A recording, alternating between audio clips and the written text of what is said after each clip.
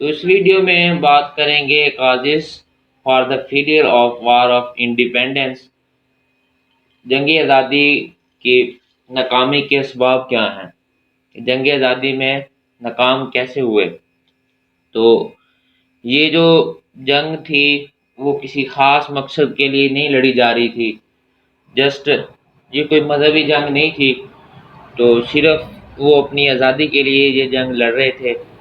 تو اس میں کچھ کوئی آرمی کو سنبھالنے والا نہیں تھا، فوجیوں کو کوئی نظم و ضبط نہیں تھا، کوئی مطلب انتظام نہیں تھا۔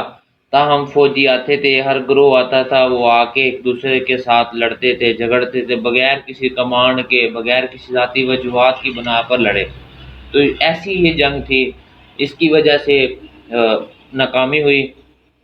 تو اس میں کچھ لوگوں کے اپنے مسائل تھے، تو کچھ ایسے ہی تھے۔ Every group has and faction fought for personal reasons without a central Indian command, یہی کہ کچھ لوگوں کے اپنے بنیادی مسائل تھے، اس کی وجہ سے وہ لڑ رہے تھے۔ Some had a problem with job insecurity, کسی کو یہ اپنے سیکورٹی کے مسئلے تھے، تو کسی کو while other had problem with high taxes, تو کسی کو ٹیکسز کی پرابلم تھی، while others were concerned with preserving their role in their state, تو کسی کو حکومت برقرار رکھنے کے مسائل تھے۔ تو ایسے کچھ مسائل تھے جس کی وجہ سے ناکامی کا سبب بنا۔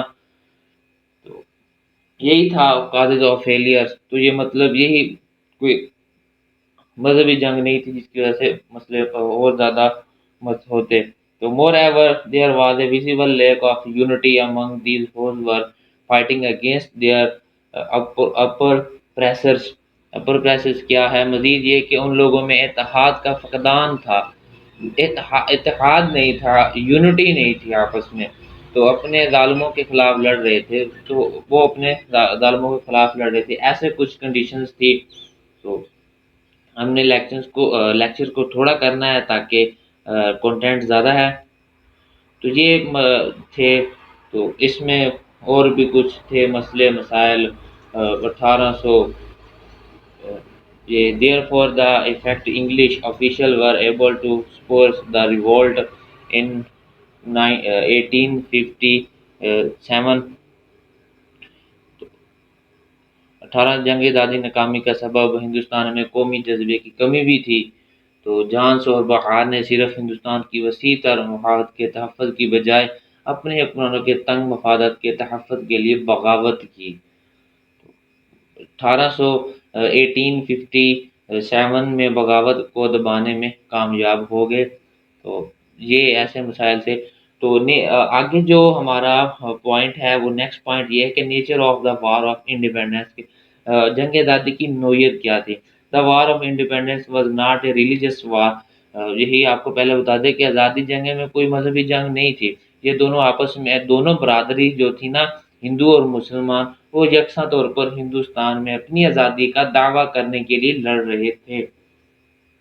ہندو and Muslims alike reclaim their independence in India، تو انڈیا میں اپنی آزادی کے لیے لڑ رہے تھے۔ War of independence was fought because of economic and social cultural reasons rather than religious reasons۔ تو اس میں کیا کہہ رہا ہے کہ وہ کوئی معاشی، سماجی، اقتصادی نہیں تھی، جسٹ وہ اپنی آزادی کے لیے یہ جنگ کو لڑ رہے تھے۔ اس کے بعد کیا ہے؟ ہندی اردو کنٹراورسی، پھر مسئلہ آ گیا اپنا اردو زبان کا۔ تو اردو زبان میں کیا تھا؟ Language is a fundamental means of social cultural interaction. جو لینگویج ہوتی ہے وہ ایک بنیادی جز ہوتا ہے بات چیت کرنے کا۔ کلچر میں، معاشرے میں، ہر معاشرے کی ایک اپنی اپنی زبان ہوتی ہے۔ انڈین زبان ہے، اس میں کچھ بنگلہ دیش ہے، بنگالی ہے، پاکستان ہے، اردو ہے، اور سعودی عربیہ ہے تو اس میں عربی زبان ہوتی ہے۔ تو انٹریکشنز کی جو ہوتی ہے وہ زبان ہوتی ہے۔ تو مسئلہ بنا پھر اردو کا۔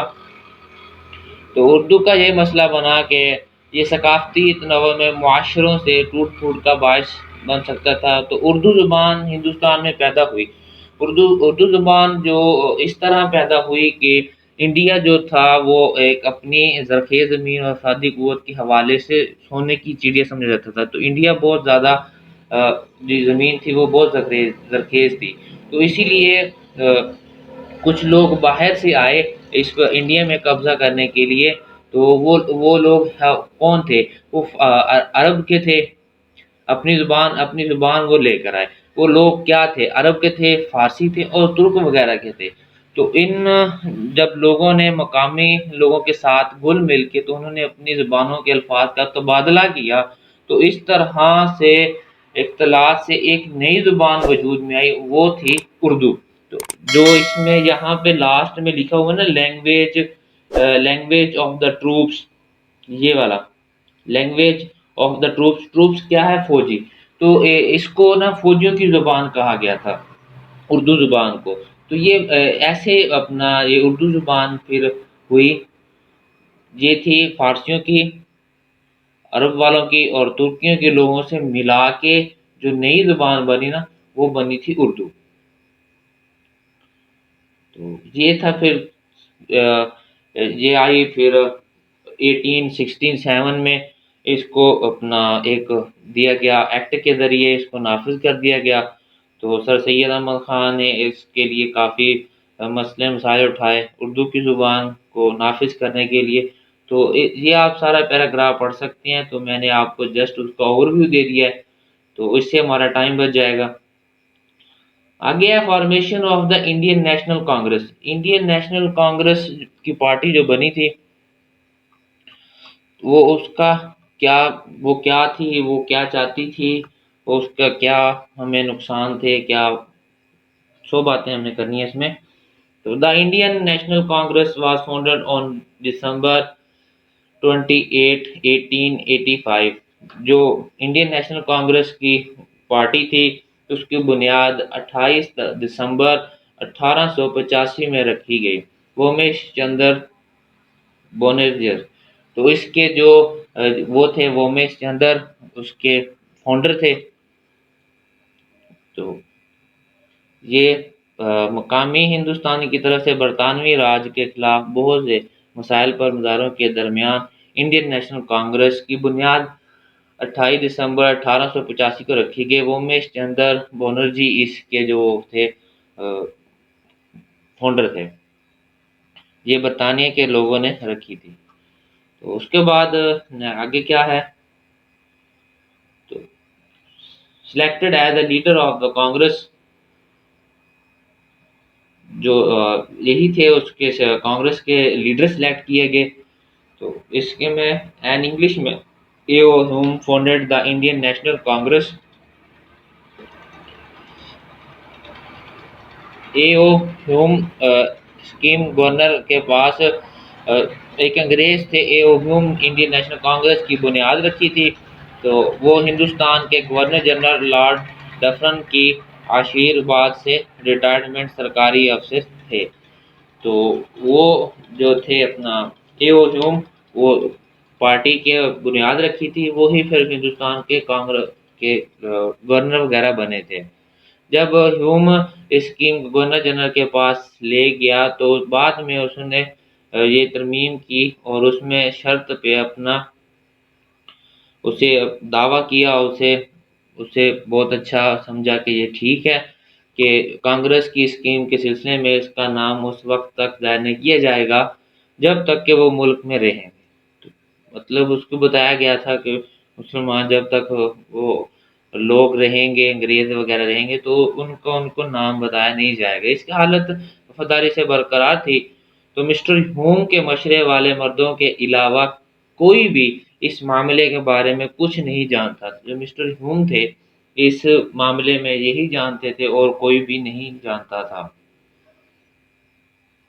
تو یہ تھا. اس کے بعد جو آخری ہے وہ پارٹیشن آف بنگال. بنگال کی جو تقسیم تھی وہ ہوئی in 1905. The provinces of Bengal and Assam were reconstituted to form two provinces of manageable size. تو 1905 میں بنگال اور آسام کے صوبوں کو دو دوبارہ تشکیل دیا گیا کہ قابل انتظام سائز کے 2 صوبے بنائے جائیں۔ یہ اسکیم فروری 1905 میں لندن میں بھیجی گئی۔ مشرقی بنگال اور آسام کا صوبہ سرکاری طور پر 16 اکتوبر 1905 میں وجود میں آیا تھا۔ تو یہ بنگال کی پھر تقسیم ہو گئی تھی۔ یہ سارا منصوبہ انتظامی حدود کی اصلاح کے سوا کچھ نہیں تھا۔ تو تاہم ہندوؤں نے اس پر ناراضگی ظاہر کی۔ تقسیم کے نتیجے میں مسلم اکثریتی صوبے مشرقی بنا دیا گیا۔ تو ہندوستان اس میں بہت زیادہ غصے ہو رہے تھے، اس کو بنا دیا گیا تھا۔ اس کے بعد کیا ہے، اور 22 اکتوبر 1905 میں اس کو ڈھاکہ میں مسلمانوں کے ایک بڑے اجلاس میں تبدیلی کے ذریعے لوگوں کو ملنے والے عنایت کو سراہا گیا۔ 2 دن بعد مسلمانوں کے ایک اور بڑے اجتماع میں تقسیم کے لیے خدا کا شکر ادا کیا کہ اعلان کیا گیا کہ نئی اسکیم کے تحت جو مانچسٹر گارڈن نے 23 اور 27 اکتوبر 1905 کو لکھی گئی تھی، مسلمانوں کو بخشا جائے گا۔ تو یہ تھی بنگال آف تقسیم۔ امید ہے کہ ویڈیو آپ کو پسند آئی ہوگی۔ میرے چینل کو سبسکرائب کریں اور نئے نئے سوال پوچھنے کے لیے آپ کمنٹس کریں۔